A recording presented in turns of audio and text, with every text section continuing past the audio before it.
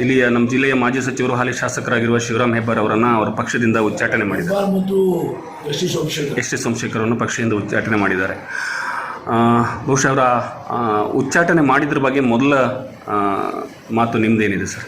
ನೋಡಿ, ಉಚ್ಚಾಟನೆ ಮಾಡಿದ ಬಗ್ಗೆ ನಾ ಏನು ಹೇಳಿದ್ದು ಬರ್ತದೆ, ಅದು ಹೊಸ ರಾಷ್ಟ್ರೀಯ ಪಕ್ಷ, ಆ ಪಕ್ಷ ಭಾರತೀಯ ಜನತಾ ಪಕ್ಷ ನಿರ್ಣಯ ಮಾಡಿದ್ದಾರೆ. ಅದರೊಳಗೆ ನನಗೇನು ಕಮೆಂಟ್ ಮಾಡಿ ಬರೋದಿಲ್ಲ, ನನಗೆ ಅಧಿಕಾರವೂ ಇಲ್ಲ ಕಮೆಂಟ್ ಮಾಡಲಿಕ್ಕೆ. ಓಕೆ, ಆ ಪಕ್ಷದ ಅಂತರ್ಗತ ನಿರ್ಣಯ.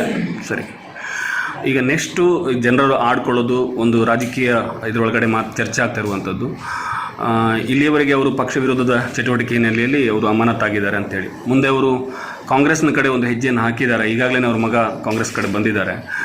ನೆಕ್ಸ್ಟ್ ಕಾಂಗ್ರೆಸ್ಸಿಗೆ ಬರ್ತಾರೆ ಅನ್ನುವ ಒಂದು ಮಾತುಗಳು ಕೇಳಿ ಬರ್ತಾ ಇದೆ.